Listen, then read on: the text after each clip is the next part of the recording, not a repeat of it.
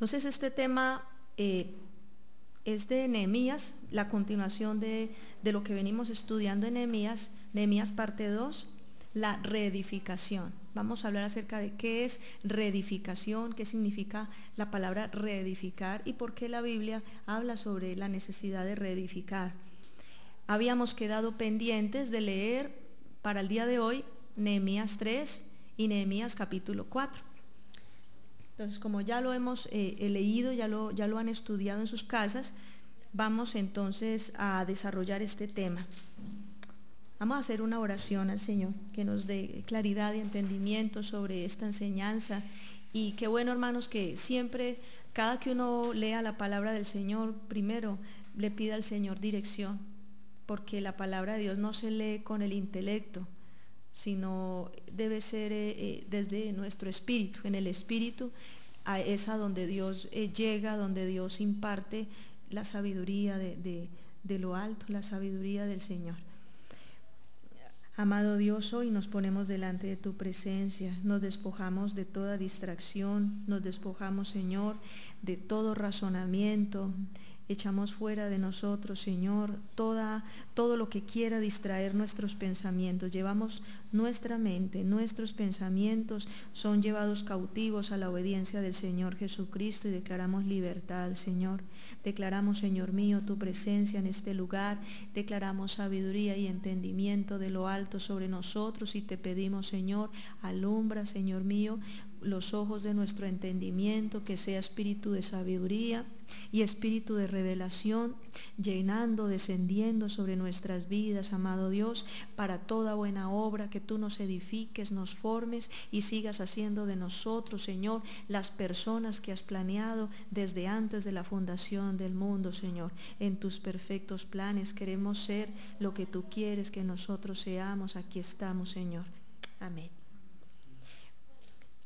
El libro de Nehemías, esta parte específica de la reedificación, vemos entonces en el capítulo 3 acerca de cómo se empezó a reconstruir las murallas, cómo se empezó a reconstruir.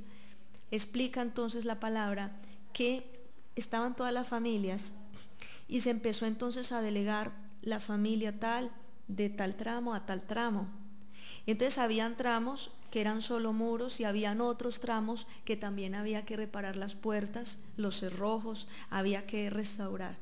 Imagínense ustedes cómo quedaría, solamente imagínense cómo quedó la ciudad de Jerusalén después de que fue sitiada por los babilonios. Desde la época que estamos hablando del año 587 antes de Cristo. ¿Ustedes se imaginan cómo quedó la ciudad? ¿Cómo se la imaginan? Exacto.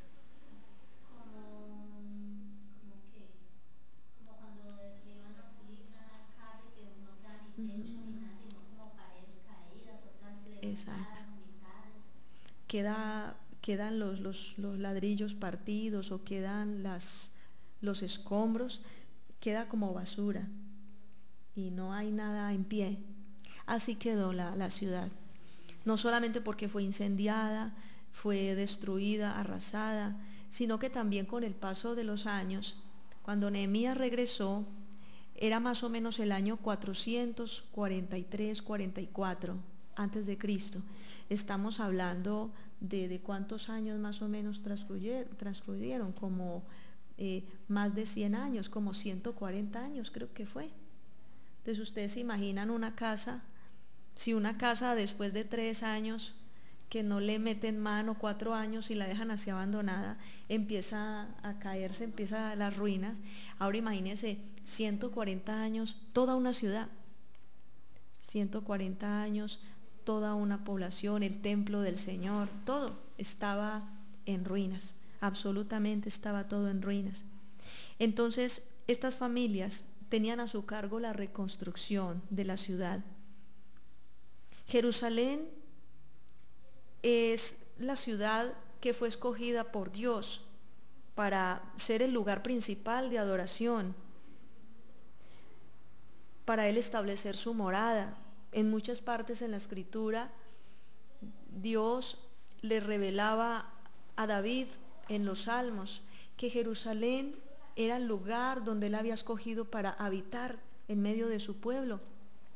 Y de hecho, cuando David recogió los recursos, el dinero, los materiales para la construcción del templo, le delegó a su hijo Salomón construir ese templo en Jerusalén. O sea, él era el lugar escogido por el Señor. Era el lugar principal de culto en el Antiguo Testamento. Reconstruir a Jerusalén significaba para los judíos recuperar la honra, la dignidad. Significaba también la restauración de la relación con Dios. Para ellos, levantar de nuevo el templo, que de nuevo llegaran los sacerdotes, que de nuevo se ofreciera el holocausto, que de nuevo se rindiera culto al Señor. Eso era la manifestación o representaba esa restauración de la relación con Dios. Y era muy importante esto. También significaba para los judíos despojarse del pasado. Yo me imagino como en esos territorios donde hay tanta violencia y la gente tiene que huir de su tierra. Hay bombas, hay destrucción, aún las casas son quemadas o son totalmente destruidas por una explosión y la gente huye. Después las personas se van a otras ciudades a vivir, desplazados por la violencia, están en otros lugares, pero el hecho cuando el gobierno les da los recursos y ellos regresan a su tierra, ellos ven esa casa totalmente caída, arruinada, eso genera en la gente un dolor, porque están viendo como lo que pasó, como que ese recuerdo vivo ahí presente. Sin embargo, cuando dice la palabra del Señor que ellos comenzaron a reconstruir la ciudad, esa reconstrucción representó para ellos también despojarse del pasado, despojarse entonces de lo que había sucedido, del dolor del pasado. Entonces mire que reconstruir esta ciudad era algo muy importante, porque también para los judíos representaba comenzar de nuevo, empezar como de cero. Vuelvo y les saco el ejemplo, cuando una persona, una familia ha sido desplazada de su tierra por la violencia y las edificaciones, todo lo que tenían ha caído abajo, en ruinas. El hecho de volver otra vez a construir, de volver a sembrar la tierra, como de que vuelva y se levante otra vez lo que tenían, es como empezar una nueva vida. Cuando las personas regresan a su tierra y empiezan a hacer esa reconstrucción, ellos tienen dentro esa convicción o esa es la impresión que se da o el ambiente de empezar de nuevo, comenzar de nuevo por la reconstrucción. Una ciudad en ruinas es el testimonio del dolor, de lo que pasó, de lo que hizo que esa construcción fuera destruida. Eso es lo que significa una ciudad en ruinas, una casa en ruinas. Las ruinas siempre simbolizan dolor, simbolizan el recuerdo de lo que sucedió, de la tragedia, de lo pasado. En el Salmo 74, ahí se los dejo de tarea para que lo lean, el rey David estaba clamando a Dios que volviera a la ciudad de Jerusalén, que volviera al templo del Señor, que volviera a su pueblo. Por causa de la rebeldía, se sentía que Dios ya no estaba con ellos, entonces el rey David clamaba para que Dios volviera, que los perdonara. Decía, esto está en ruinas, el templo está en ruinas, todo esto está destruido. Estaba hablando también la necesidad de recuperar esa relación con Dios.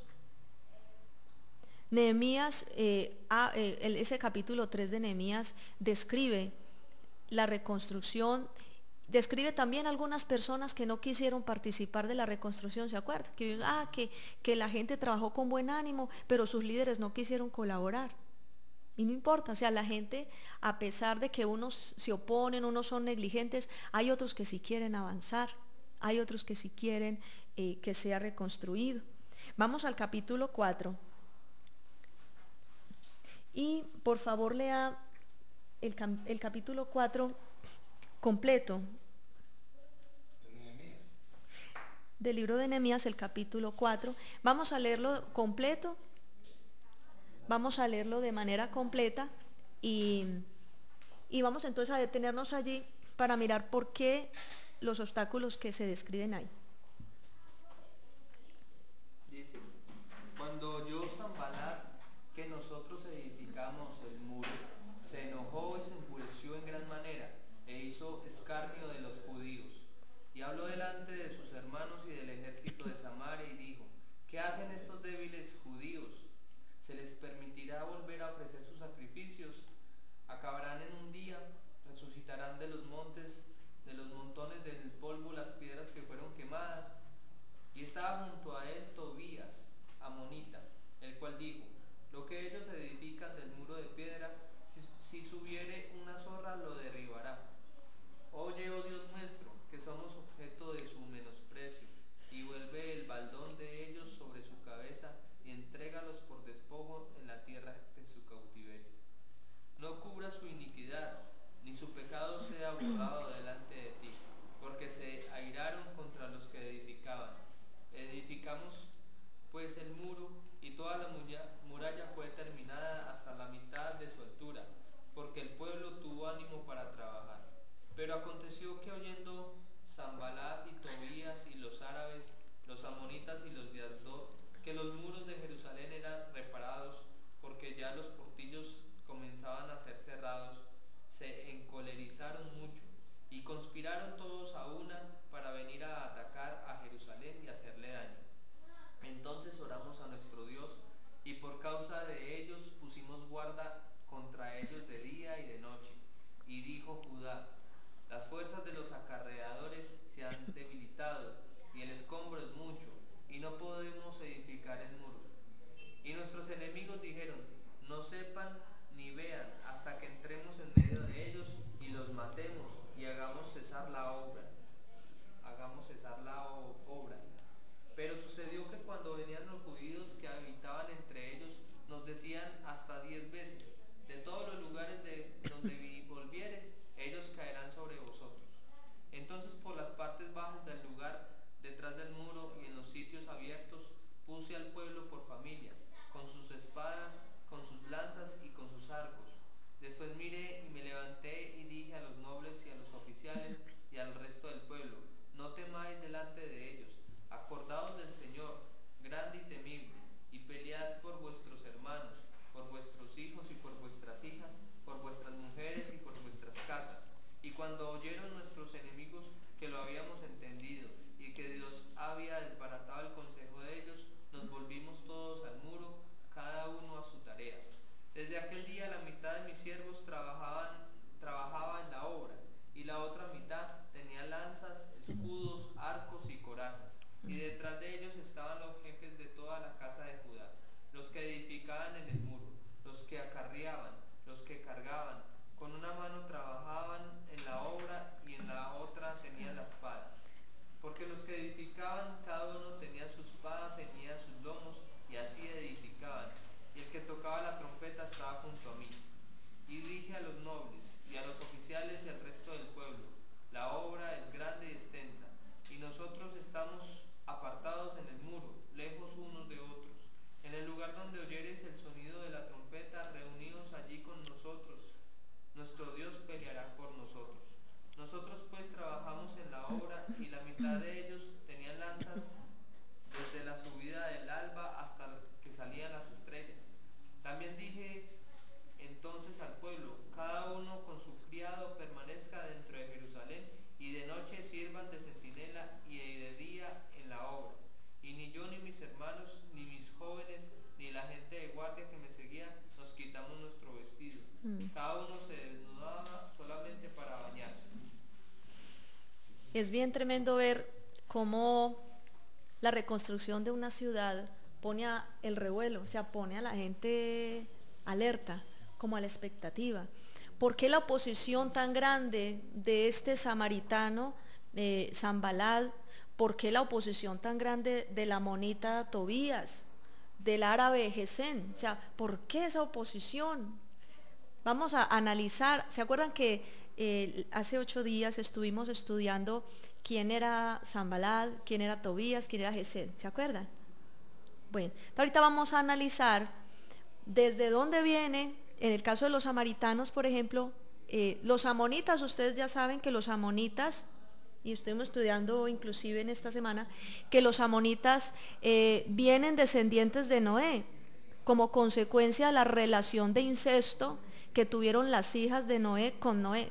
Perdón, no es con Lot, perdón. Lot, ¿se acuerda que cuando salió de Sodoma y Gomorra por el juicio, él quedó solo con las 2 hijitas, porque la esposa había quedado allí convertida en estatua de sal? Entonces estaban por ahí en una cueva escondiditos, y entonces las hijas lo emborracharon y tuvieron relaciones sexuales con él, que para poder tener hijos.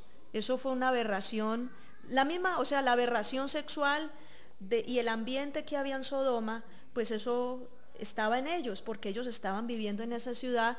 Y dice la palabra de Dios que de los hijos de ellas salieron la descendencia de Moab y la descendencia de Amón, los amonitas. Entonces los amonitas fueron siempre contra Israel, levantados contra Israel, siempre en todo tiempo, porque pues igual pueblos que no estaban bajo la bendición de Dios, que no tenían esa promesa, y fue más como, yo creo que fue más como envidia, como esa cuestión de querer perjudicar siempre al pueblo de Israel. Los amonitas, ese fue el origen de la descendencia de Lot. O sea que los amonitas eran nietos de Lot, pero también eran hijos de Lot. Una cosa bien tremenda. Y pues sabemos en la palabra de Dios que el incesto es pecado. Aún en muchas culturas indígenas, aún en aquí en tierra colombiana, el incesto es algo normal en esas culturas indígenas, en muchos lugares. Y sacan el cuento de que los dioses, que la diosa tal y el dios tal eran hermanos y que se enamoraron, y bueno, y siempre sacan esos mitos y leyendas de enamoramientos entre familia. Pero la palabra de Dios dice que eso es abominable, que eso es pecado. Esos los amonitas. Los árabes, pues ustedes ya saben lo que pasó con Abraham por no esperar, que tuvo un hijo con la esclava, con Agar. Y de ahí, acuérdense, salen todos los que inclusive están en conflicto contra Israel en el Medio Oriente. De ahí salió, que eso ya lo habíamos estudiado hace un tiempo. En cuanto a los samaritanos, vamos al Evangelio de San Juan, capítulo 4.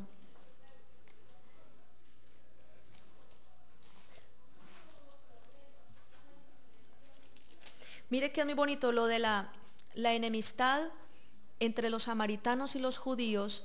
Es algo que venía de muchos años atrás. Y cuando Jesús se encontró con la samaritana, en ese momento pasó algo bien especial en esa relación entre judíos y samaritanos. Dice el versículo, espera y verá donde diga más de qué.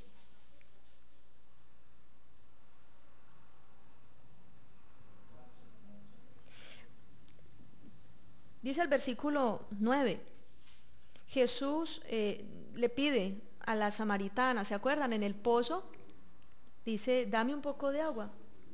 Dice el versículo 9, la samaritana le dijo, ¿por qué me pides agua si tú eres judío y yo soy samaritana? Eso lo dijo porque los judíos no se tratan con los samaritanos, hasta ahí. ¿Por qué no se tratan los judíos y los samaritanos? No se trataban. ¿Por qué había esa enemistad? Entonces, esa enemistad viene desde mucho antes. Sanballat no era solamente el único samaritano que odiaba a los judíos. Eso viene desde mucho antes de Sanballat.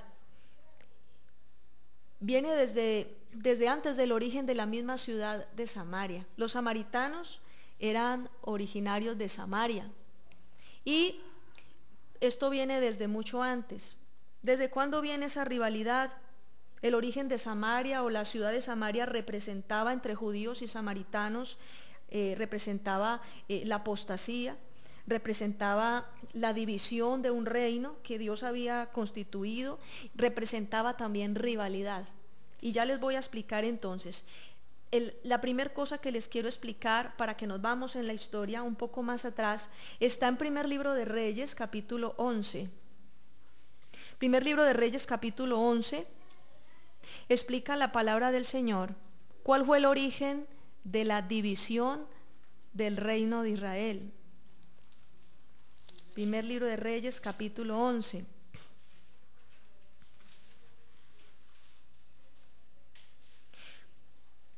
El rey David tuvo un hijo llamado Salomón. ¿Recuerdan? Salomón fue rey de Israel. Salomón fue un hombre que la palabra de Dios lo destacó por tener mucha sabiduría. Sin embargo, Salomón tenía un problemita, un detallito, y era que le gustaban mucho las mujeres. Un detallito.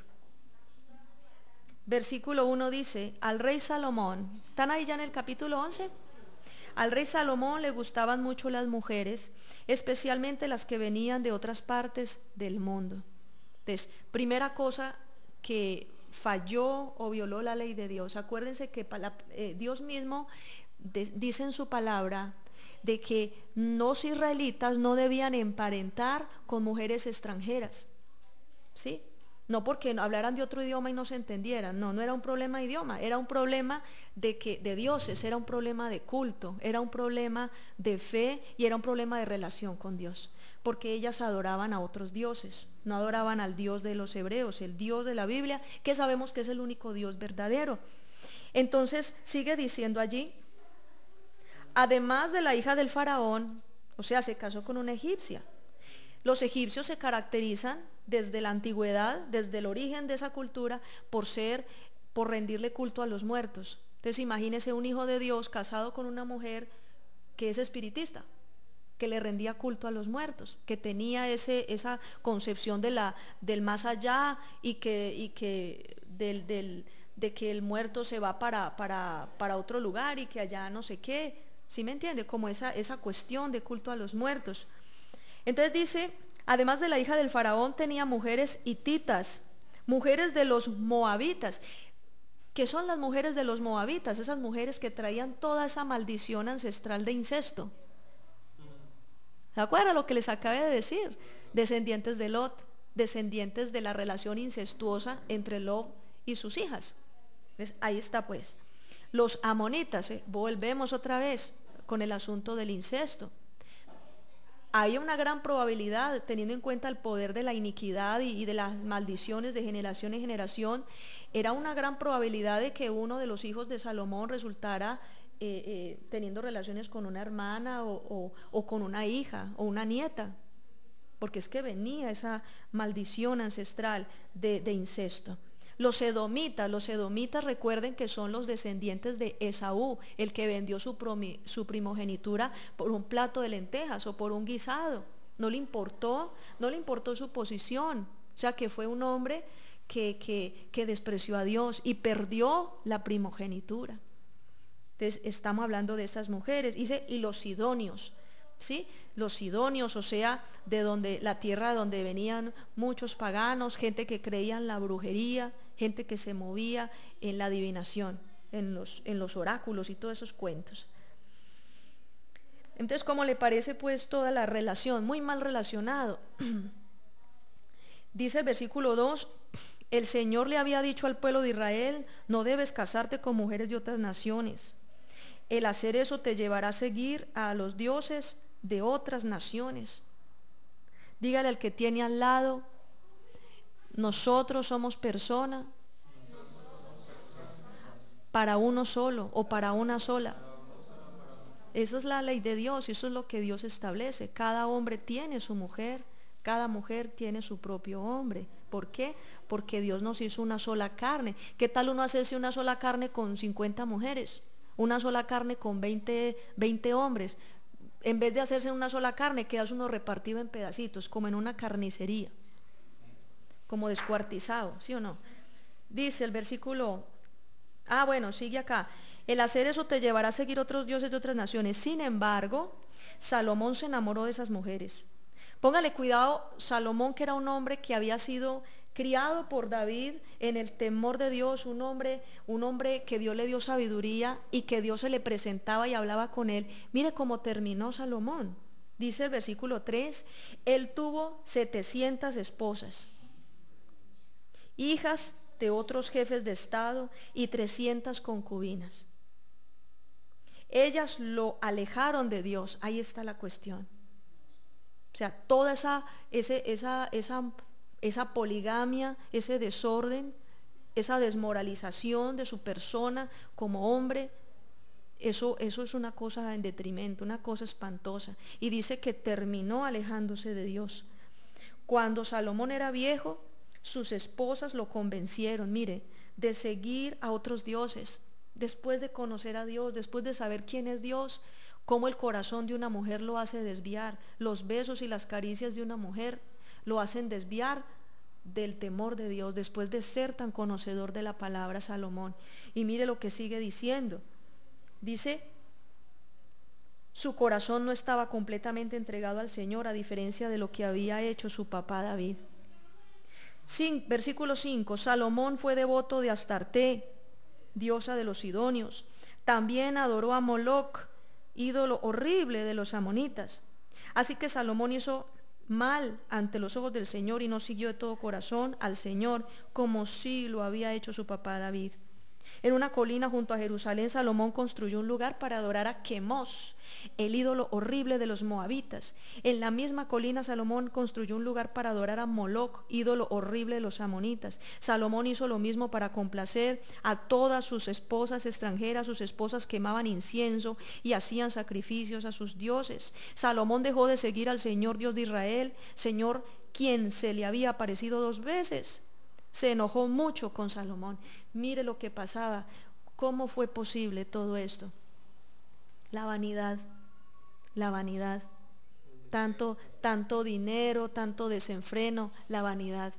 La palabra del Señor dice en el libro de Eclesiastés, vanidad de vanidades, todo es vanidad. Todo por lo que se afana el hombre bajo el sol es vanidad. Lo único que realmente permanece, lo único verdadero, lo único que realmente vale la pena son las cosas eternas, las cosas del reino de Dios. Disfrutar la vida. Dice el libro de Eclesiastés, disfruta de la vida con la mujer. Eso es, creo que es Malaquías 2. Dice, disfruta, gózate de la vida con la mujer de tu juventud. Dice que ella te satisfaga en todo tiempo. Creo el libro de Proverbios, perdón. Y siempre la palabra de Dios está diciendo que el hecho de nosotros amar a Dios, el hecho de nosotros tener una relación con Dios, de seguir el Evangelio, no es que tengamos una vida amargada. Que es que esos cristianos no se divierten, que es que esos cristianos tan amargados, como tan apachurrados. No, es que yo creo que un hombre cuando se casa enamorado. Ve a su esposa como una muñequita, como una princesita. ¿Por qué tiene que cambiar ese amor? Porque eso se va a acabar. Porque la perversidad del corazón, ¿cierto? Por el corazón perverso. El hombre deja de ver a la mujer como una muñequita y empieza a ver otras muñequitas. Empieza a ver otras y hasta bien feas y las ve muñequitas, porque así es. Cuando uno mira a veces un hombre que le fue infiel a su mujer y uno mira la otra, es bien fea. Dice, ¿y qué estaba pensando, por Dios? ¿Sí ve? Porque así es el diablo. Así es el diablo. Y el problema de Salomón fue alejarse de Dios. Entonces, cuando Salomón empezó a alejarse de Dios, empezó a perder su comunión con Dios, se empezó a volver más carnal, se empezó a volver más sujeto a los desórdenes sexuales y al placer sexual. El alejarse de Dios lo hizo débil espiritualmente. Entonces mire cómo empezó el diablo a trabajarle a él. Empezó a distraerlo, empezó a debilitarlo espiritualmente hasta que se volvió y empezó a cometer ya el adulterio, empezó la infidelidad. Esa apostasía fue bien tremenda.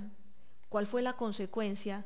Había un reino unido El rey David había dejado un reino consolidado, un reino poderoso, había matado a todos los gigantes que habían en la región, había ganado muchas guerras. O sea, Israel era un pueblo fuerte, era un pueblo bien armado, tenía un gran ejército, tenía los sacerdotes, tenía un linaje sacerdotal temeroso. O sea, Israel estaba en su gloria, estaba como en su apogeo, y Salomón lo recibe así.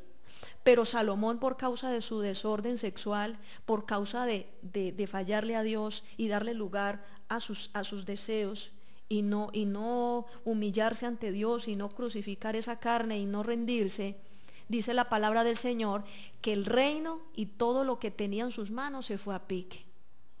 ¿Qué nos enseña esto, hermanos? Que un hombre puede tenerlo todo, tener una esposa espectacular, tener unos hijos maravillosos, tener un buen trabajo, tener una buena situación económica y más o menos, la salud. Dios empieza como a organizar, y Dios empieza como a darle un bienestar muy grande al hombre. Pero si un hombre como Salomón empieza a desordenarse, el hogar, la salud, el trabajo, todos los proyectos, toda la vida se le va a pique. Toda la vida se le va a pique. Porque hay hombres que no saben vivir, que no saben conducirse en la vida, se comportaron como niños y terminan aún en las drogas cargando un costal al hombro en las calles. Y así ha terminado muchos que yo me he encontrado. ¿Y usted qué hace aquí, Señor? Pues, no, descabezado, no piensa uno la vida. Hombres que terminan en las calles con 60, 65 años, tosiendo. ¿Se acuerda el Señor allá en la Plaza Bolívar tosiendo? ¿Y usted qué? No, yo destruí mi hogar por la droga, me acabó el trago, me acabó, y mi mujer ya tiene su marido, y ella ya está lo más de bien por allá en otra parte, tiene su hogar. Imagine, y ellos por allá arruinados. Y eso es lo que hace el diablo. Entonces, ¿cuál fue la consecuencia del descabezamiento de Salomón? A pesar de que eres que el más sabio, fue muy sabio, pero lastimosamente tanta sabiduría lo envaneció. Cuando usted se cree muy sabio, que se las sabe todas, está corriendo peligro. ¿Por qué? Porque usted ya, como se las sabe todas, ya usted no escucha el consejo de Dios. Seguramente los profetas en algunas ocasiones se le acercaban a Salomón y le decían: rey, mire, el Señor te dice, cuídate, el Señor te dice tal cosa. No atendió, porque se creía muy sabio. Lo que sucedió, dice ahí mismo, en el versículo 30 al 33, dice que hubo un hombre en el reino de Salomón, en medio del desorden, un hombre llamado Jeroboam. Ese hombre llamado Jeroboam, dice la escritura que se encontró con un profeta, y mire lo que Dios hizo a través de Jeroboam por la apostasía de Salomón. Versículo del 30 al 33 dice: Ahías tomó su manto nuevo y lo rompió en 12 pedazos. ¿Cuántos pedazos, hermanos? 12. Póngale cuidado. Entonces Ahías le dijo a Jeroboam: toma 10 pedazos de este manto. El Señor Dios de Israel dice: yo le quitaré el reino a Salomón y te daré 10 tribus. Dejaré que la familia de David mantenga control sobre una tribu, en honor a mi siervo David, y de Jerusalén, la ciudad que yo he elegido, de todas las tribus de Israel. Yo le quitaré el reino a Salomón porque dejó de seguirme y es devoto de Astarte, la diosa falsa de Sidón. También adora a Quemos, y el falso dios de Moab, y a Moloc, el falso dios de los amonitas. Salomón dejó de hacer lo que yo considero recto, ya no obedece mis decretos y no tiene presente mis decisiones, a diferencia de su padre David. Entonces, mira, ahí está la base. Una vez alguien le preguntó, creo que fue usted, que si usted sabía la división de Israel, de por qué, cuál fue el origen de Judá y cuál fue el origen de Israel. Entonces se los explico hoy. Israel eran ¿cuántas tribus? Al principio, 12. Entonces 10 tribus fueron entregadas a Jeroboam. Jeroboam se rebeló contra Salomón. Y la gente de Israel, que conoció a David y que sabía de la ley de Dios, vio a Salomón en ese desorden, y las mismas gentes de las 10 tribus se rebelaron contra Salomón y dijeron: tú no serás rey. la casa de David ya no nos va a dirigir, nuestro rey será Jeroboam. Y lo pusieron a él como rey. Tremendo. 10 tribus. Entonces, Judá como tal, fueron solamente 2 tribus, que fueron Judá y Benjamín, la tribu de Benjamín. Esas fueron las 2 tribus que quedaron. Las otras 10 quedaron aparte. Entonces las 10 se llamaron Israel y las 2 que quedaron les puso de nombre Judá. Entonces de ahí en adelante ya no es el rey de Israel, sino el rey de la Israel nueva, dividida, y de Judá. Entonces comenzaron a ver como 2 vidas paralelas del mismo pueblo, eran un solo pueblo, pero la división la causó la infidelidad de un hombre.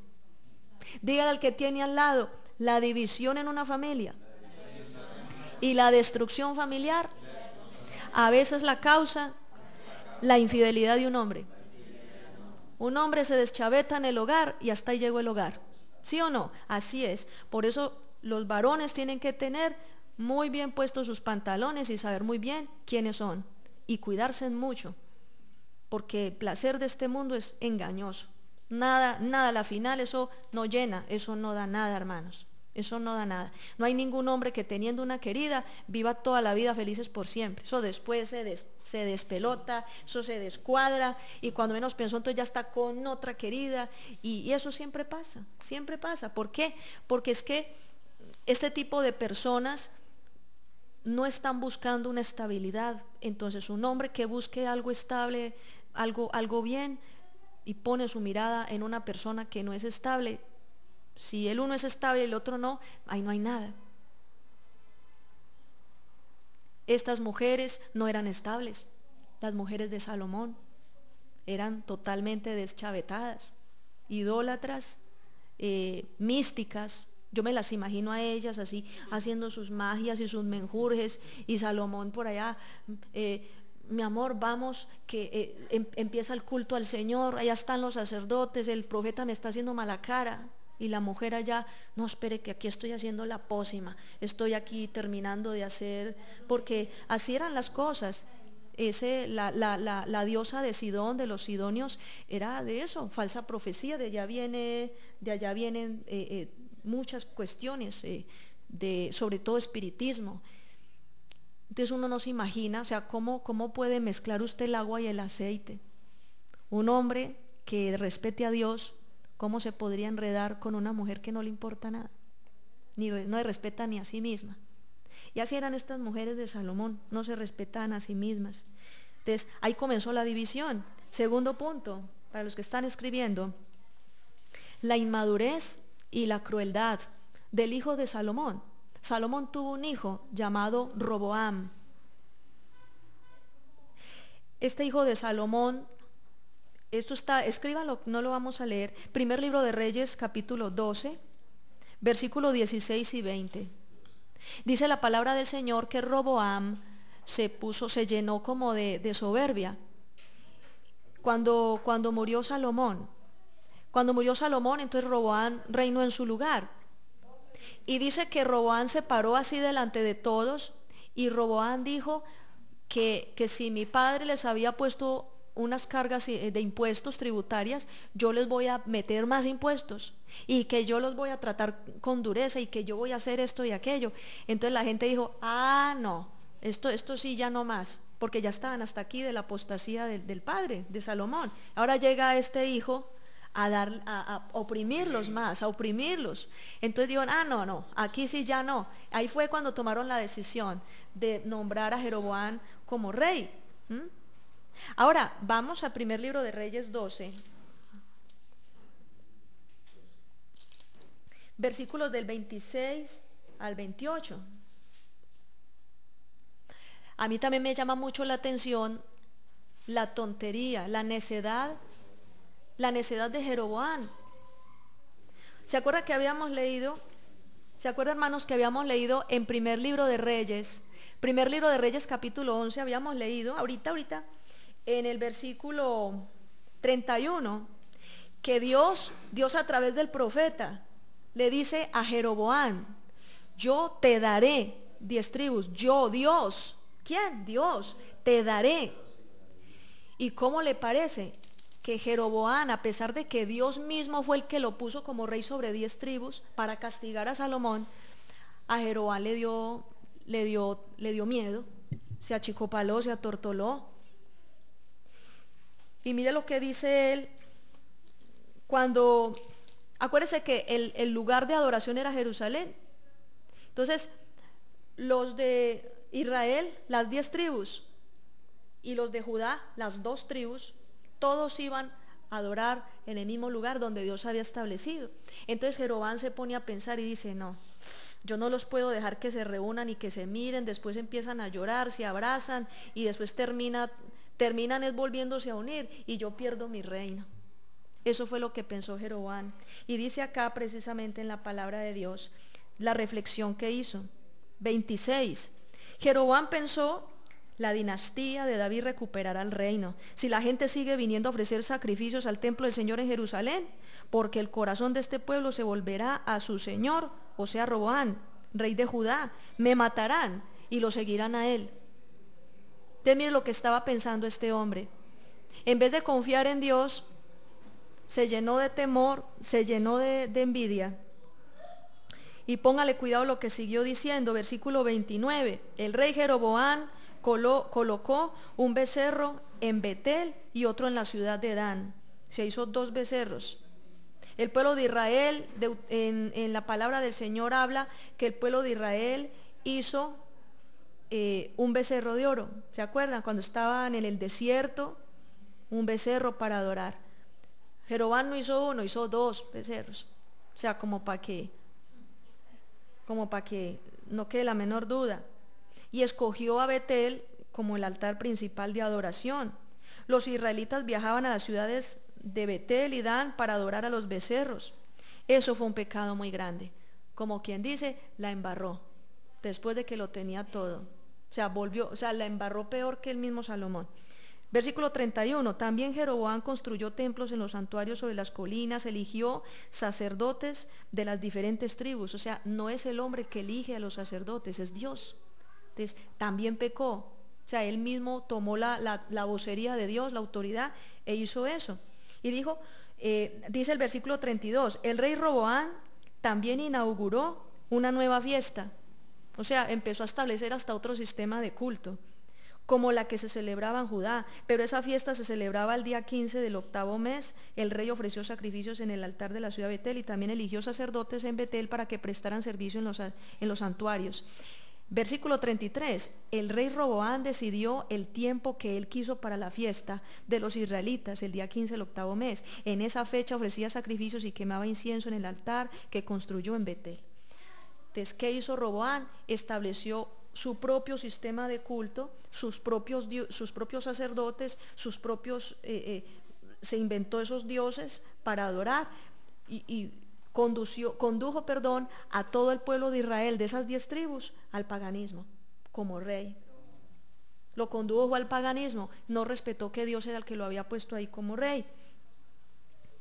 Entonces, en medio de esas divisiones, en la dinastía de los reyes, de ahí en adelante, llegó un rey que habla en primer libro de Reyes 16:24, llegó un rey llamado Omri.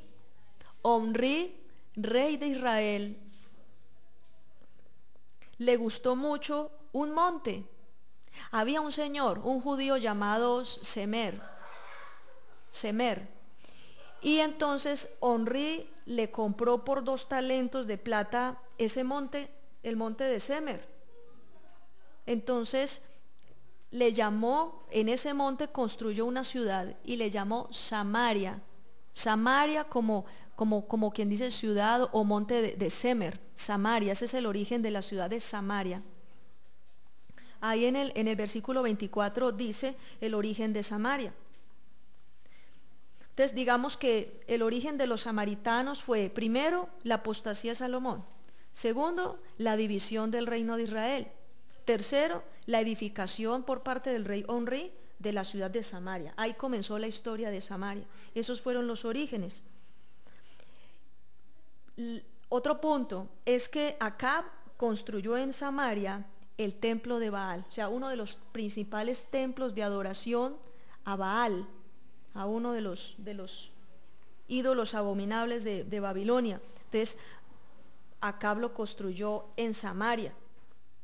Samaria representa la rebelión de Israel contra la casa de David, contra el linaje de David.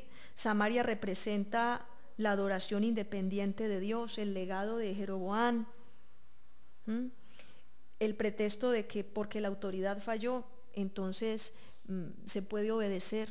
O sea que cuando el rey falló, que era la autoridad, la cabeza falló, entonces ellos se creyeron con derecho de desobedecer. Más adelante la palabra de Dios describe que Samaria, el rey de Asiria, o sea los asirios, también se llevaron del exilio, se llevaron al exilio la gente que habitaba en Samaria, se la llevaron. Y como eso empezó a llenarse de bestias y animales salvajes y todo eso, esa ciudad la poblaron, pero con gente que venía de muchos pueblos extranjeros, que venía de muchas partes, y eso lo estudiamos creo que la otra vez, donde ellos establecían sus cultos. Y eso, mire, Samaria, a ver, ¿qué es Samaria? En este tiempo, ¿cómo les puedo decir Samaria? Samaria es algo así como una ciudad hoy en día que tenga los templos católicos, que tenga el templo de la oración de esta ministerial, de la oración fuerte del Espíritu Santo, los gregorianos, los guadalupanos, que tenga también o sea que un sancocho completo. Los krishnas, los budistas, bueno, es un sancocho completo. Samaria era un lugar donde habían todos esos templos y todos los lugares. Entonces la gente en Samaria, ¿cómo vivía la gente en Samaria? La gente se jactaba que Samaria era el lugar por excelencia de adoración, porque había sido escogida por los reyes, había sido establecida desde el tiempo de Jeroboam, y que en ese lugar era donde se adoraba a Dios. Entonces el samaritano iba al templo de Baal, iba al templo de Moloc, iba a Quemos, y por ahí iba también al templo de Jehová. Como algunas personas que de pronto dicen, no, yo ya salí del culto de los evangélicos, entonces me voy ahorita a la oración de fuerte al Espíritu Santo, que allá eso pegan gritos y alaridos más buenos, voy a ir a mirar a ver qué pasa, quién se cae, quién vomita, etcétera. Después voy donde los guadalupanos a ver qué, o a ver entonces van para acá y para allá, y se meten en toda parte. Entonces los samaritanos fueron muy aborrecidos por los judíos, por los de Judá, precisamente por tanto paganismo y porque no quisieron seguir al Señor, se desordenaron. Entonces por eso la samaritana sabía que entre judíos y samaritanos no se trataban entre sí. ¿Por qué no se trataban entre sí? Precisamente porque es que los samaritanos eran tremendos. Entonces era mejor tenerlos de lejitos. Era mejor tenerlos de lejitos. Bueno. Pero Jesús, por ejemplo, en este caso, dio una revelación muy grande. Vamos a San Juan 4 otra vez. Les hablo de esto porque de esto parte mucho el entender nosotros a qué se refiere la Biblia con la palabra reedificación. San Juan capítulo 4, del 20 al 24.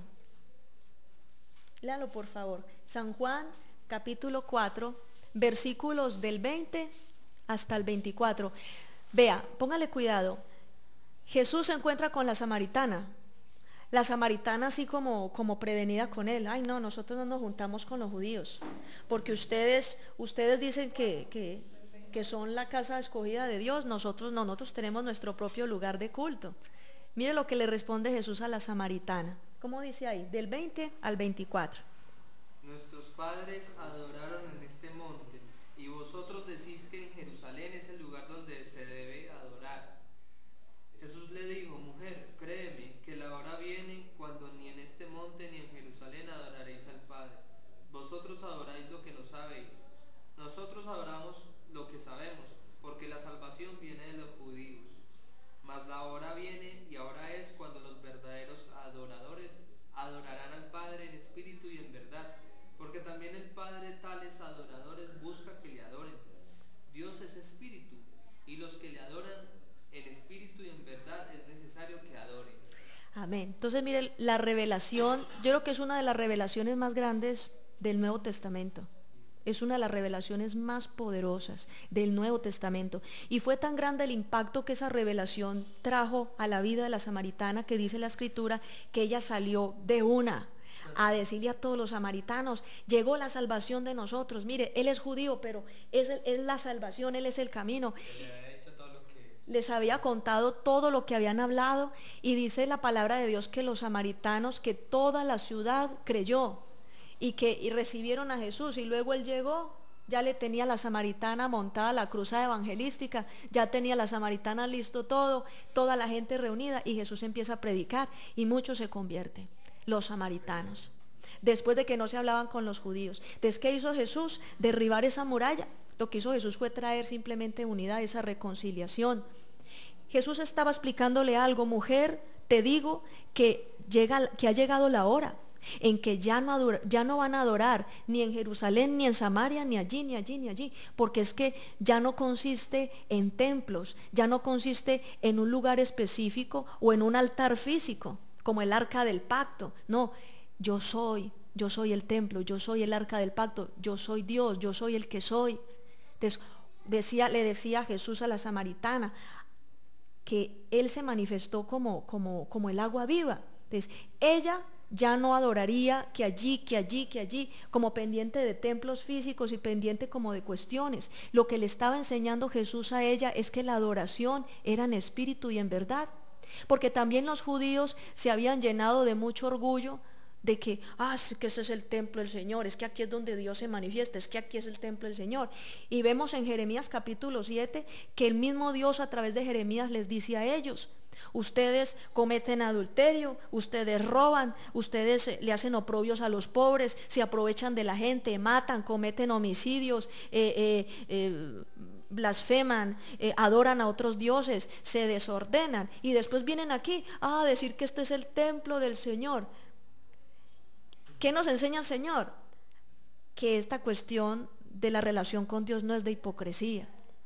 Porque algunas personas se sienten muy orgullosos porque tienen un templo grandísimo, lujoso, una iglesia, un templo de adoración a sus dioses, supremamente bonito, grande y lujoso. Pero lo que Dios no está buscando es edificios, Dios está buscando es el corazón del hombre. Amén. Eso es lo que Dios está buscando. De los judíos se sentían muy orgullosos que porque el templo de Salomón y toda esa gloria y todo eso. ¿Y sabe qué dice el Señor? Bueno, más adelante lo vamos a estudiar. Y Dios les dice con respecto al templo, dice: no quedará piedra sobre piedra. Ya, no, así de sencillo. Y los judíos: ay, el templo del Señor. Y dice: no quedarás piedra sobre piedra. Sigamos entonces. La reedificación de las murallas de Jerusalén significaba para los judíos espiritualmente una nueva vida. Por eso era tan importante reedificar la ciudad. Vamos a definir, para los que están escribiendo, qué significa la palabra reedificar. Reedificar, ¿qué es reedificar? Es volver a edificar lo que estaba destruido. Eso es reedificar.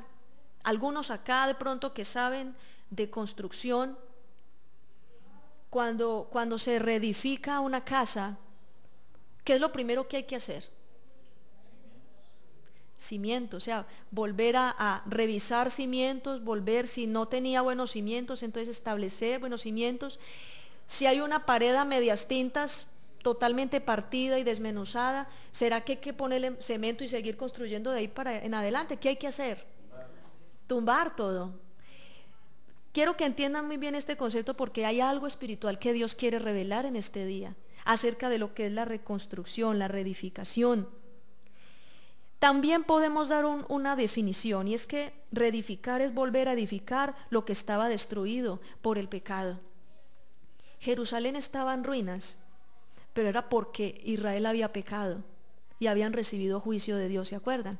Habían recibido el juicio de Dios. Las ruinas representaban el castigo que habían recibido por el pecado. Era necesario cambiar de cimientos.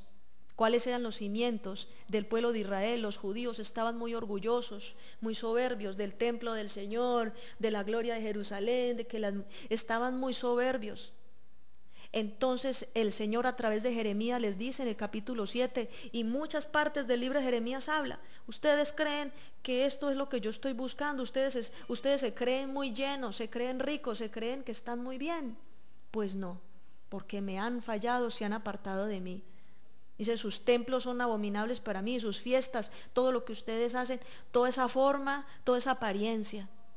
Eso también representa, por ejemplo, la vida, la relación que los seres humanos tienen con Dios y se jactan de un altar físico, se jactan de un templo, se jactan de unos santuarios, se jactan de las cosas materiales, pensando que hay algo muy bonito.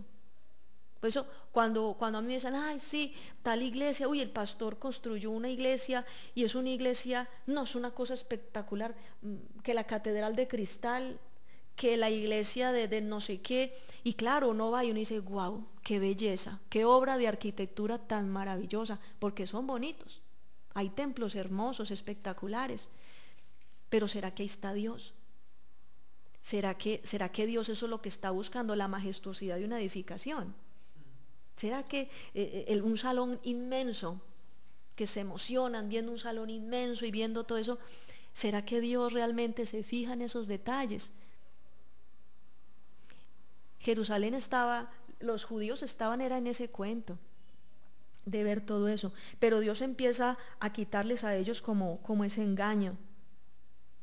Nehemías capítulo 2, capítulo 4, versículo 2, dice la palabra que se levantaron unos enemigos. Nehemías capítulo 2, versículo 4, perdón, capítulo 4, versículo 2, dice, mire lo que dicen. Estaban ahí, ¿quiénes estaban? Estaban Sanballat, estaba Tobías, estaba Gesén y todos los enemigos de Israel. Y mire lo que dicen ellos. Habló Sanballat y dijo, él habló delante de sus amigos y del ejército de Samaria diciendo, ¿qué es lo que están haciendo estos judíos miserables? ¿Es que se creen que los vamos a dejar que reconstruyan la muralla y vuelvan a ofrecer sacrificios? Entonces mire la oposición.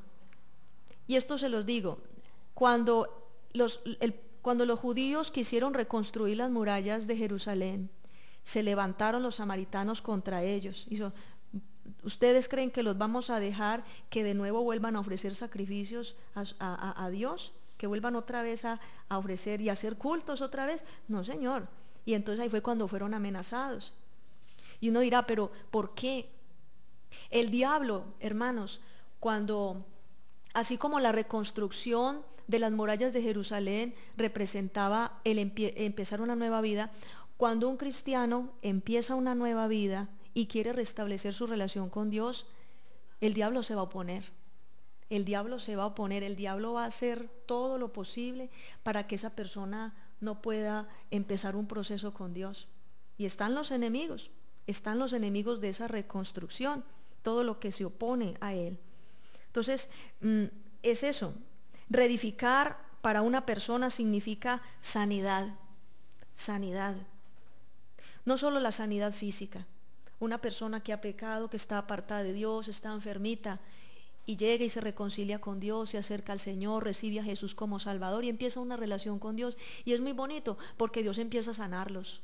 Y muchas personas, a unos el primer día que llegan, otros en el transcurso de los meses, a veces hasta, mira, y soy capaz de mover la cabeza, y yo llegué así todo torcido, y ya al cabo del año, de los 5 meses, ya mueve la cabeza. ¿Eso qué es consecuencia? De la restauración, del poder de Dios. Dios va sanando en procesos, Dios va sanando en momentos específicos, cuando una persona se arrepiente de pecado. Aún hay enfermedades que son causadas por la misma condición de pecado en la gente. Una persona, no sé qué, una vez hablando con una señora que vivía al frente de mi casa y yo la visitaba y le estoy hablando del evangelio, la señora no salía de la casa y tenía los deditos horribles, de torciditos.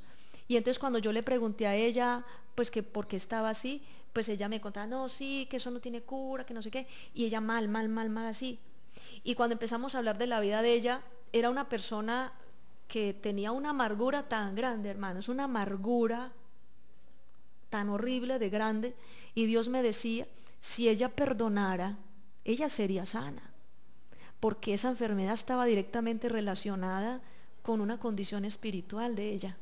No todas las enfermedades tienen origen espiritual, ¿no es cierto? Hay unas que son de origen físico y que son sanadas por el poder de Dios así, pero hay otras enfermedades en algunos casos en donde la gente para ser sanada tiene que arrepentirse de pecado, tiene que perdonar, tiene que ponerse a cuentas, tiene que restituir a su familia, reconciliarse con sus padres, reconciliarse con alguna persona, su esposo, perdonar a un exmarido. ¿Sí me entiende? Así no sea, ay, entonces tengo que reconciliarme con él como juez sinvergüenza. No, tampoco es que vuelva con él, pero sí perdonarlo y dejar la cosa quieta, o sea, cerrar el capítulo. Aún el odio, la falta de perdón es como la persona que odia, es como si se tomara un frasco de veneno a poquitos. Ese es el odio.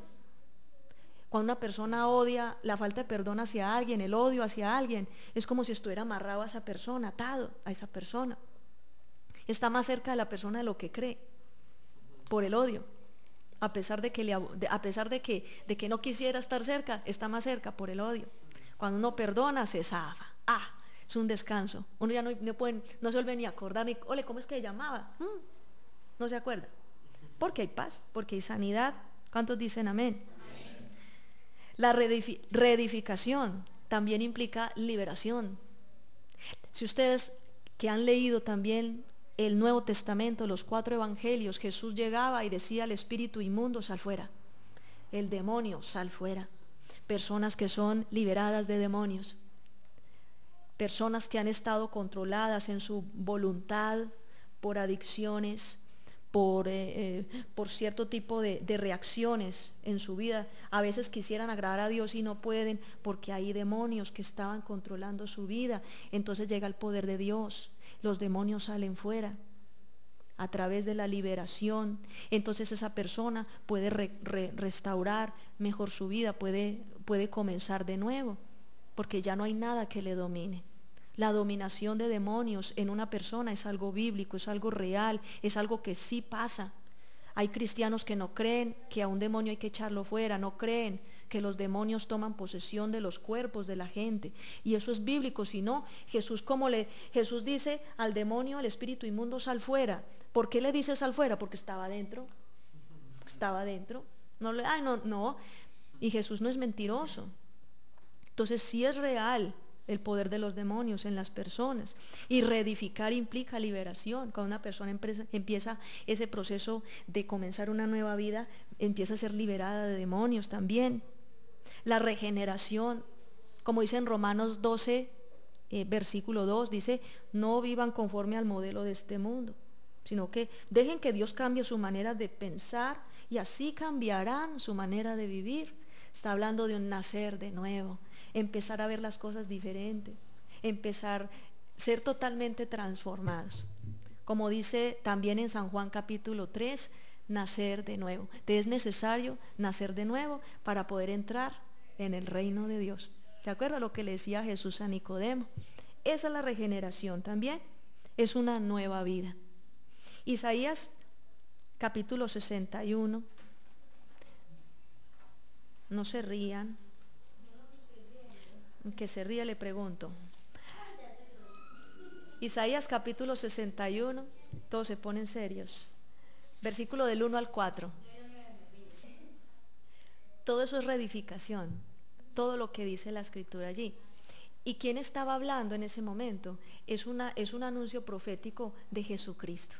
Entonces, Jesucristo, él mismo, cuando se presenta al mundo, él es el autor de la reedificación, de la restauración en la vida de los seres humanos. Entonces, ¿a qué vino Jesús? Él vino a sanar los enfermos, él vino a liberar a los endemoniados, él vino a abrirle las cárceles a los que estaban presos, a dar libertad a los cautivos, los que estaban amarrados con los lazos del diablo, oprimidos. Jesús llega y les corta esos lazos, el Señor llega y les abra las prisiones para que salgan fuera. El Señor, el que está abatido, el que está hundido en la depresión y el dolor, Jesús llega y le da óleo de alegría y le quita ese luto. El Señor, al que no tenía ninguna esperanza, el Señor llega y le lleva la buena nueva, de salvación, le dice que hay salvación. Entonces, ¿qué hace Dios en las personas? Lo que hace el Señor Jesucristo es una vida nueva en la gente. O sea, eso es lo bonito del Evangelio, y eso es verdaderamente lo importante del Evangelio. No es tanto la forma, no es tanto el tener esto o aquello, las cosas de forma. Ay, que un altar muy grande, que una cuestión así, que una cuestión así. No es tanto la parte física, no se está refiriendo tanto como a esto. La reedificación verdadera que el Señor nos da en este nuevo tiempo es la reedificación en nuestra vida. Amén. Es esa reedificación. Entonces es el poder del Espíritu Santo en nosotros, porque Jesucristo es mayor que todos los templos. Él es mayor que el templo. Jesús es mayor que el templo. Él es mayor que el templo, y por el hecho de Jesús ser mayor que el templo, nosotros nos convertimos en templo del Espíritu Santo, ¿verdad? No queriendo decir de que no nos vamos a congregar, porque esa ya es otra parte que el diablo ha sacado, de que entonces si usted es el templo, entonces usted en la casa es templo, usted no necesita ir a ninguna parte. No, eso tampoco está correcto, eso es una apreciación equivocada, porque dice en Hebreos 10:25, ¿cómo dice? ¿Cómo dice? No dejando de congregarnos como algunos tenemos por costumbre, y más cuando aquel día se acerca. Exacto, entonces la segunda venida del Señor Jesucristo está muy cerca. Sin embargo, debemos perseverar, aunque no haya venido, debemos perseverar y reunirnos. O sea, esto, por ejemplo, es parte de la obediencia. Cuando nos reunimos los domingos, escuchamos el mensaje, nos congregamos, pero esto es más importante, el hecho de estar nosotros en unidad con el Señor, edificarnos, ser edificados en la palabra, adorar, nos reunimos a cantar, nos reunimos a adorar. Sin embargo, que esto no se convierta en motivo de orgullo, porque dice el Señor que en lo único que se debe orgullecer un ser humano es en conocerle y saber que Él es Dios. Que si en algo hemos de alabar es en conocer al Señor, en conocerlo y saber que Él es Dios. Entonces nada físico debe ser objeto de orgullo. Claro, porque muchas personas de pronto llegan a un lugar y dicen, ay, aquí se reúnen, ay, y no, porque es que la cuestión no es de algo físico, la cuestión es del poder de Dios y lo que Dios hace. O sea, eso es lo importante, porque pueden haber lugares muy bonitos, pueden haber lugares muy majestuosos, pero la gente está muerta, la gente está fría. ¿Por qué están fríos? Simplemente porque no hay una disposición para el Señor. Es más, yo podría decir que Dios se regocijaba tanto en ese tabernáculo de telas y de ramitas que había hecho Moisés. Él se regocijaba ahí, a pesar de lo que era. Y mire que con el templo de Salomón, Dios no estaba obligado a estar ahí, que porque eso era muy bonito. Él veía el corazón de la gente. Y Él desciende donde la gente está buscándolo de corazón. Amén. Entonces ya les hablé sobre la mayor revelación. Entonces Jesús, al hablarle a la samaritana y decirle, no se preocupe por esto o aquello, los lugares, etcétera. Ahora usted lo va a adorar es en espíritu y en verdad. Ella se va, le dice a los samaritanos, mire, ya la salvación llega para nosotros, mire tal cosa, Jesús habla con ellos. Más adelante dice la escritura que estaba Jesús hablando con los fariseos y les refirió una parábola, la parábola del buen samaritano. Y los judíos, ¿cómo así que está poniendo un samaritano? O sea, Jesús coge a un samaritano como ejemplo de una persona de buen corazón, y se lo dice a los fariseos. Pasó un fariseo por la calle y no siquiera volteó a mirar, pasó un levita y ni siquiera lo volteó a mirar, pasó un samaritano y lo recogió, se compadeció. Entonces esa era una de las cosas que más enfurecía a los fariseos. Cuando Él dio la parábola del buen samaritano, Jesús ya en sus planes ya había determinado precisamente romper esa barrera con los samaritanos. Seguramente ya había estado allá en Samaria Entonces estaba también mostrándoles a los judíos que ya esas barreras culturales de que este no se habla con este, que eso ya no era, sí, eso había quedado roto porque ellos ya habían también aceptado al Señor. Hermanos, comenzar de nuevo, esa reedificación. Cuando uno comienza de nuevo, en un matrimonio, la base tiene que cambiar, el cimiento del matrimonio tiene que cambiar. ¿Por qué se casa la gente? Ah, porque es que es muy bonito. Ah, es que esos ojos verdecitos. O que es muy chistoso. Ah, porque le gasta a uno. No, yo me caso con él porque es que él tiene casa, carro y beca, porque es que él tiene un trabajo estable, porque es que él es el de la familia Ocampo, etcétera. ¿Sí ve? ¿Por qué me caso con él? Entonces, hay muchos motivos, pero son vanidad. Repita conmigo, vanidad. Cuando los cimientos de un hogar se establecen sobre la vanidad, como dice la palabra, la vanidad no dura. Por eso los matrimonios siempre tienden a entrar en crisis y a acabarse.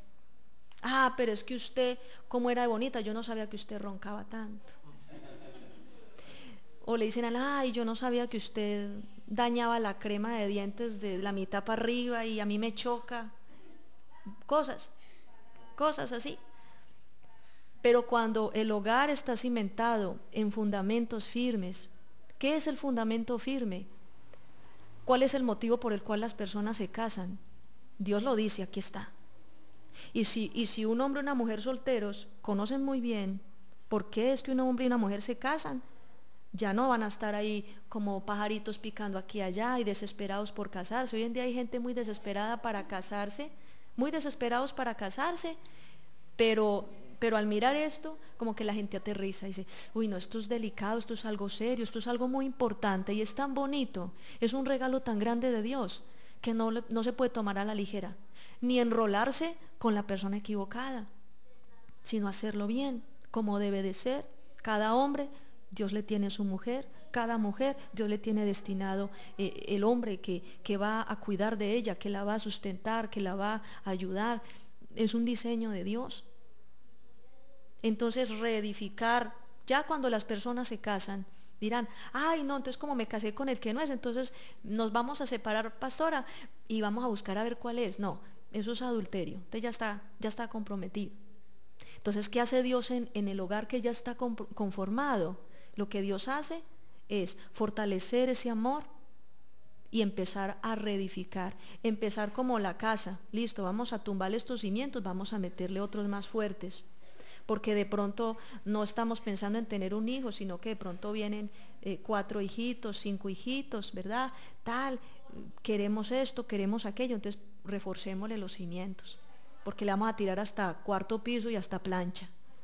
Entonces, eso implica que la pareja se tiene que acercar al Señor, que el matrimonio tiene que ser regido por el Señor, la manera de resolver los problemas. Pelean, él se va a tomar licor y a estar con los amigos porque es que en la casa no aguanta uno. Y ella, no, es que él no me escucha, me voy por de mi amiga que sí me escucha y me abraza y llora parejo conmigo. Entonces, esos cimientos, hermanos, esos cimientos se caen, esos cimientos hay que quitarlos.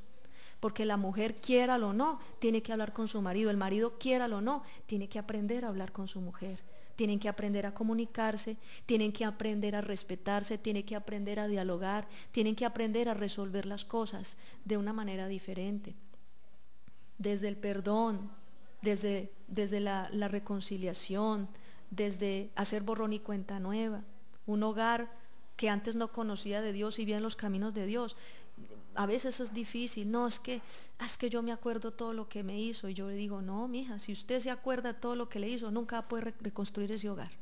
O sea, eso no va a poder hacerse así. Desde que uno siempre esté con la foto ahí pegada a la pared del pasado, la película, toda hora rebobinando la película. Y lo mismo en el hombre. No, es que yo así era como resolvía las cosas, yo me sentía deprimido y yo me iba y me pegaba de la botella o me pegaba del asunto de la droga, o yo me iba para donde la amiga que es tan querida, es una amiguita del alma. No, mijo, deje la amiguita del alma, porque ya la amiguita del alma suya es su mujer. ya no es la misma cosa. Entonces el hombre y la mujer empiezan a aprender y empiezan a aceptar una nueva manera de vivir, una nueva manera de resolver las dificultades. Es más, Dios es tan bonito que le empieza a limpiar los ojitos al hombre y a la mujer y empiezan a veces hasta más bonitos. Y así, y es cierto, empiezan a enamorarse otra vez y empiezan, ay, yo lo que tenía en la casa. Como decía Adán, esta sí es hueso de mis huesos y carne de mi carne. Adán la vio hermosa a ella, Adán vio hermosa a Eva. Entonces eso de que la costumbre y que ya está feíta y que ya tal cosa, eso es del diablo, eso no es de Dios. Los cimientos firmes también en unos hijitos. Los hijos, muchas personas que han venido a los caminos de Dios ya tienen hijos y uno ve los niños y amargados, distraídos, dispersos, llenos de temores, de traumas, de inseguridad. Los niños inseguros y a veces uno le pregunta al niño, mi hijo, tal cosa, y uno siente como esos choques por allá en su corazoncito. Han vivido cuadros de dolor, han sufrido los problemas. Y dice, ay, pero es que yo nunca le he tocado a ese muchacho, yo ni le he dado correa. Pero es que el solo hecho de él ver al papá y a la mamá peleando, o ver al papá cuando se fue, o el hecho de ver a la mamá cuando lloraba, o cuando la mamá esto o aquello, eso los afecta también. Y eso les trae traumas, eso les causa cosas. Entonces, ¿qué tiene que hacer la familia cuando en los caminos de Dios? Reconstruir, empezar a construirle al niño los cimientos, empezar el perdón, todo lo que se hizo, el abuso, todo lo que vivió el niño en el hogar, empezar a restaurar la relación, que el papá se le vuelva el amigo, el mejor amigo. Mire, los muchachos hoy en día en la calle, con el Facebook, el internet, los pelados están buscando amigos.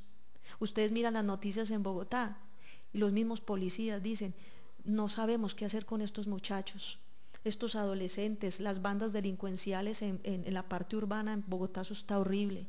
Pelados que están buscando quien los escuche, muchachos que están buscando por lo menos tener un modelo de vida, sentirse acompañados, sentirse amados, sentirse importantes con alguien, aunque sea con el amiguito que va con el revólver a la vueltica a hacer algún daño. Ay, yo me voy con él aunque sea, pero alguien que me atienda, alguien que me escuche, alguien con quien compartir. Entonces todos esos cimientos que el diablo puso en los niños por causa de los errores del pasado, Dios le da la oportunidad a los padres para volver otra vez a construir, empezar de nuevo. Los niños aprenden acá lo valiosos que son. Los niños empiezan a aprender y hasta el rendimiento escolar en los niños les tiene que cambiar, que los niños se dan cuenta que son valiosos, los niños se dan cuenta que si pueden memorizar, que son inteligentes, que van a salir adelante, ya no tienen la muchachita ya no tiene ese aliciente solamente de encontrar en Facebook el hombre de su vida y volasen de la casa, esa película ya se les borra, de la muchacha o la niña ya no está pensando en volarse de la casa. La muchacha está pensando es en estar con sus padres y aprender la palabra y aprender todo lo que los padres tengan para decirles y vivir una vida buena y estudiar y esperar y guardarse para el matrimonio del hombre que sí les llegue. Por ejemplo, estas jovencitas, esperar a que llegue el hombre de sus vidas, no entregarse a cualquiera, a cualquier sinvergüenza que lo que va a hacer es dañarle su futuro, dañarle su vida. La reconstrucción en los hijos. La palabra de Dios a los padres les enseña cómo se deben corregir a los hijos. La palabra del Señor, nosotros hemos estudiado acerca de eso, enseña cómo dialogar. El diálogo y la comunicación es tan importante, las palabras que se dicen. En general, la reedificación en nuestra vida. Nosotros edificamos nuestra vida antes de conocer de Dios, con heno, hojarasca y basura. Uno pensaba que lo importante, ahora en la Biblia uno se da cuenta que eso no era tan importante, que eso era pura vanidad, que eso era pura basura, que por lo que uno se afanaba, todo lo que le robaba a uno el sueño, eso era una bobada. Y me decía, Dios mío, ¿en qué estaba pensando? Gracias, Señor, por rescatarme y por sacarme de ese camino donde estaba, porque íbamos rumbo al abismo, ¿cierto? Íbamos rumbo al abismo, íbamos rumbo a la destrucción, si no hubiera sido por el Señor, si no fuera por Él. Por eso es que nosotros el domingo venimos acá a darle tantas gracias al Señor, por todo lo que ha hecho por nosotros, por su gran misericordia. Esa misma reedificación, Dios nos llama a nosotros a hacer un alto en el camino y retomar la senda que Dios nos ha trazado. Reedificar con oro, con plata y piedras preciosas. Son materiales fuertes. Los que saben de construcción saben que el oro usted lo va a morder y eso no se va a partir tan fácil, que es un metal duro. Las cosas firmes en la vida de uno. ¿Cómo se forma una vida con cimientos firmes? A través de la oración, a través de la palabra de Dios, a través de congregarse, a través de la humildad, la sabiduría que da la palabra, el conocimiento de Dios y el desarrollo del dominio propio. Nosotros ya no nos tiene por qué gobernar el pecado. Debemos tener dominio propio, lo que llaman por ahí en la psicología moderna el autocontrol, pero eso se queda cojo, porque es que la psicología no le puede dar a uno dominio propio. Dios sí lo da, ¿sí ve? Las ciencias, todo lo que hablan de que relajarse, que haga yoga para que sea más tranquilo, que en la psicología que repita estas palabras para que eso tenga efecto. No, Dios tiene el poder, necesariamente es necesario acudir a Dios, porque es que Dios es el único que tiene el poder para restaurar una vida. Este pasaje de la reedificación del libro de Nehemías a mí me habló muchas cosas muy lindas y me hacía comprender acerca de la importancia que tenemos nosotros como seres humanos de dejar que Dios reedifique nuestras murallas. Esta es una ciudad, que Dios reedifique estas murallas, que los materiales sean firmes, materiales de buena calidad. Ustedes saben lo que sucede cuando se construye una casa con materiales de mala calidad. ¿Cierto? Medio pasa un zancudo y ya está el muro abajo. La vida del cristiano tiene que ser sobre cimientos firmes, sobre la doctrina del Señor, sobre el conocimiento verdadero de la palabra, sobre todas estas bases. Y también, como dice el libro de Santiago, que la fe sin obras es muerta, es que también nosotros pongamos por obra todo. Cuando una persona deja que Dios reedifique su vida y empieza un proceso de restauración, viene el Sanballat, el Tobías y el Gesén a sabotear. ¿Quiénes vienen a sabotear? ¡Ja! Empiezan a criticar, empiezan las tentaciones, empiezan las luchas, ¿cierto? Yo creo que todos nosotros, cuando nos metimos con el Señor y empezamos una nueva vida, empezaron a venir los enemigos de esa restauración. Pero ¿qué dice Dios? Lo que explicaba ahorita usted, que cuando vienen los ataques, entonces ¿qué hay que hacer, mijitos? Con esta manito vamos trabajando y con esta mano la espada. ¿Qué quiere decir? De que nosotros vamos en nuestra vida, hay que seguir trabajando, hay que seguir luchando, pero sin dejar de fortalecernos en Dios. Porque a veces uno le hace más énfasis al trabajo, a las cosas y descuida la relación con Dios. Entonces, eso es, las armas del Espíritu, ¿sabes? Son la palabra del Señor, ¿verdad? Es el poder del Evangelio, es la sangre de Jesús, el nombre de Jesús, la oración. Todo esto es lo que nos fortalece y es lo que nos mantiene a nosotros siempre unidos. Los hogares, los padres, las madres que están aquí presentes, si ustedes empiezan a edificar con cimientos firmes sus vidas y las de sus hijos, les digo, puede venir el Facebook, se puede levantar el super Twitter, puede venir la red social que sea, la pandilla de maleantes que sea, el marihuanero que sea, y los pelados nunca van a contemplar ni siquiera de lejos eso. Los peladitos van a ser juiciosos, van a ser guardados y van a ser de carácter para decir no. En todo este mundo tan perverso y tanta cosa que hay hoy en día, los niños corren peligro, pero si los niños ustedes los forman en su casa, oran con ellos todos los días, leen la palabra, los traen a la iglesia, ahí están siendo formados, están siendo edificados. Los niños, el diablo ya no los puede engañar tan fácilmente y el hogar se va a mantener estable. No vivamos una vida como la que vivió Salomón, acuérdense. Salomón le dio lugar al pecado y todo el reino fue disperso, fueron divididos. Yo he visto casos en familias donde el jefe del hogar, el esposo, o en este caso una madre, cabeza de hogar, se desordena y se aparta de Dios. Y Dios mío bendito, el futuro de sus hijos es terrible, porque eso es algo espiritual, son consecuencias espirituales de cómo es nuestra vida. Cuando yo le predico el evangelio a un padre de familia, a una madre, yo siempre les pregunto si ellos saben las consecuencias las consecuencias de su pecado, ellos saben esas consecuencias que reciben los hijos, ellos son conscientes de eso, si ellos son conscientes de que todo lo que hacen, eso repercute en el futuro aún de su familia, de sus propios hijos. Entonces vamos a orar al Señor, a darle gracias por esta palabra.